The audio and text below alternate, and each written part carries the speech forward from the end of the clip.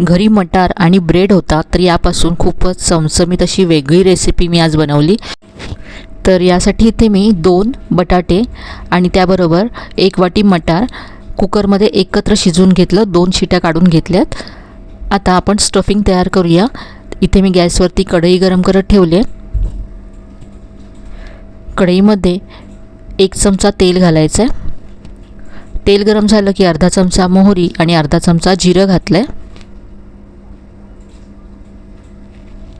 यानंतर आलं आणि लसूण किसून घातलं आहे। अर्धा इंच आलं आणि 3 ते 4 लसणीच्या पाकळ्या घेतल्यात। सगळं तेलावरती कच्चापणा जाईपर्यंत परतून घ्यायचं आहे। यानंतर यामध्ये अर्धा चमचा धने जिरे पूड घातले, चवीप्रमाणे लाल तिखट घातलं, पाव चमचा हळद घातली, पाव चमचा गरम मसाला घातला आणि अर्धा चमचा मी इथे आमचूर पावडर घातले।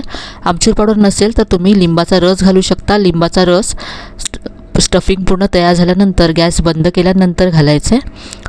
यामध्ये मी अर्धा चमचा बडीशेप घातले। बडीशेप जाडसर कुटून घ्यायची आणि मग घालायची।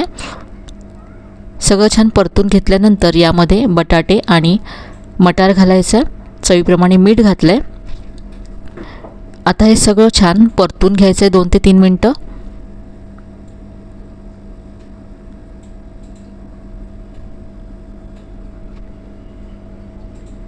तर अगदी मस्त असं हे चटपटीत स्टफिंग तयार झालं आहे। वरून बारीक चिरलेली कोथिंबीर घालायची आणि गॅस बंद करायचा आहे। स्टफिंग तयार आहे। आता आपण पुढची कृती करूया। तर इथे मी 2 ब्रेड घेतलेत, वाटीने हे असं राऊंडमध्ये कट करून घ्यायचे आहेत आणि जो कडेचा ब्रेड आहे त्याचे आपण ब्रेड क्रम्स बनवून घेणार आहोत। याचे मी ब्रेड क्रम्स बनवून घेते। आता यामध्ये स्टफिंग भरायचं। तर इथे आपण कचोरी बनवतोय। कचोरीचं जे बाहेरचं आवरण आहे ते पिठाचं न बनवता आपण ब्रेडपासून बनवतोय। आता इथे मी 2 चमचे गव्हाचं पीठ घेतलं, त्यामध्ये पाव चमचा मीठ घातलंय आणि पाणी घालून हे असं मिक्स करून घेतलंय।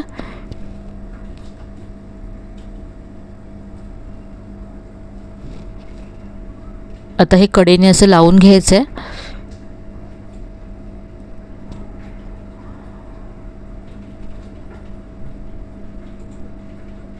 म्हणजे आपली कचोरी फ्राय करताना उघडणार नाही आणि दोन्ही ब्रेड एकामेकाला चिकटतील। तसं दुसरा ब्रेड ठेवला आणि असं प्रेस करायचं आहे। हे असं व्यवस्थित मी चिटकवून घेतलं आणि इथे मी आणखी एक अशीच कचोरी तयार करून घेतली। आता हे आपण फ्राय करणार आहोत, पण असंच जर आपण ही कचोरी फ्राय केली तर ब्रेड भरपूर तेल ॲब्झॉर्ब करतो, म्हणून याला वरून आपण जी स्लरी तयार केली गव्हाच्या पिठाची ती ब्रशने लावायची आहे।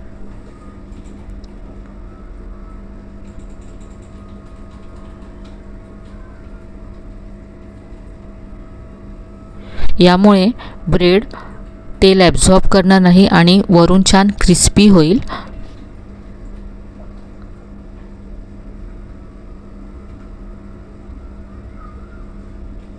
दोन्ही बाजूने मी ही स्लरी लावून घेते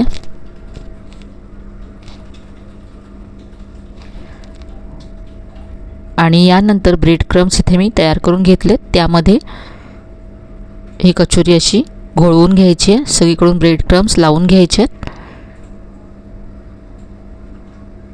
आणि हाताने असं प्रेस करायचं, म्हणजे फ्राय करताना ब्रेड क्रम्स निघणार नाहीत।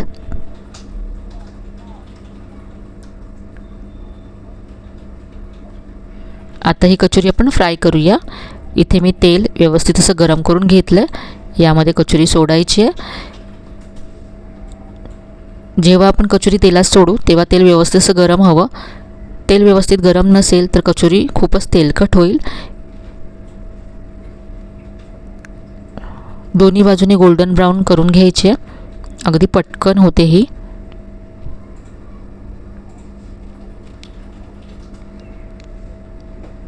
काढून घेऊया। तर वरून अगदी क्रिस्पी झाली आणि रंगसुद्धा खूप मस्त आला आहे। तर ही आपली ब्रेडची कचोरी तयार झाली आहे. जर तुम्हाला तेलकट नको असेल तर तुम्ही याच स्टफिंगपासून सँडविचसुद्धा बनवू शकता. तर इथे मी तुम्हाला सँडविच बनवून दाखवते. तर इथे मी 2 ब्रेड घेतलेत, याला बटर लावून घ्यायचं आहे आणि याबरोबरच इथे मी सँडविचची स्पेशल अशी चटणी वापरते. ती कशी बनवायची ते मी व्हिडिओमध्ये पुढे दाखवलेलं आहे, यासाठी व्हिडिओ शेवटपर्यंत पहा. ब्रेडला बटर लावल्यानंतर ही सँडविचची चटणी पसरवून घ्यायची आहे. यावरती तयार केलं स्टफिंग पसरवायचं आहे आणि इथे आता मी कच्चा कांदा यावरती घालते आहे. आपण स्टफिंगमध्ये कांदा घातलेला नाही आहे. कच्च्या कांद्याची चव खूप छान लागते म्हणून मी इथे वरून घालते. यावरती चीज पसरवून घ्यायचं आहे. तुमच्याकडे जर चीज स्लाईस असेल तर चीज स्लाईस ठेवू शकता किंवा मग क्यूब असेल तर किसून घालू शकता. इथे आता दुसरा ब्रेड घेतला आहे, यावरती सुद्धा मी बटर लावून घेतलं आहे आणि चटणी लावले. तुम्हाला जर चटणी नको असेल तर इथे तुम्ही टोमॅटो केचप लावू शकता.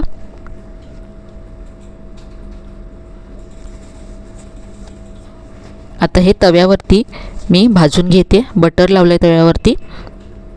दोन्ही बाजूने छान क्रिस्पी होईपर्यंत हे सँडविच भाजून घ्यायचं आहे.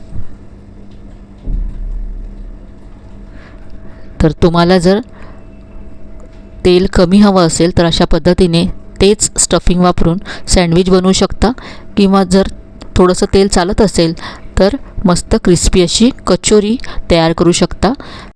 सँडविच इथे तयार आहे. सँडविचची स्पेशल चटणी मी कशी बनवली ते पाहूया. तर इथे मी पुदिना घेतला आहे, कोथिंबीर घेतली आहे भरपूर, यानंतर आलं आणि लसूण घातलं आहे, हिरव्या मिरच्या घातल्या 2, चवीप्रमाणे मीठ घेतलं, यानंतर 1 चमचा लिंबाचा रस घातला आहे. यानंतर इथे सँडविचची चटणी दाटसर होण्यासाठी 1 ब्रेड यामध्ये तोडून घालायचं आहे. हीच ट्रिक सँडविचवाले सुद्धा वापरतात. तर यामुळे आपली चटणी छान अशी दाटसर होईल. पाणी घालून ही चटणी वाटून घ्यायची आहे. तर ही स्पेशल अशी आपली सँडविचची चटणी तयार झाली आहे. पाहू शकता रंग किती मस्त आला आहे. तर इथे कचोरी आणि सँडविच दोन्ही तयार आहे. इथे मी मिरच्या फ्राय करून घेतल्यात. तर दोन्ही रेसिपी अगदी मस्त लागतात चवीला. तर आजची आहे दोन्ही रेसिपी तुम्ही नक्कीच करून पहा. तुम्हाला आवडतील अशी मला खात्री आहे. रेसिपीज कशा वाटल्या कमेंटमध्ये कळवायला विसरू नका. रेसिपीज आवडल्या असतील तर व्हिडिओला लाईक करा, शेअर करा. चॅनलला अजून सबस्क्राईब केलं नसेल तर नक्की सबस्क्राईब करा. चला तर मग पुन्हा भेटूया अशा छान छान आणि नवीन नवीन रेसिपीसह. तोपर्यंत धन्यवाद.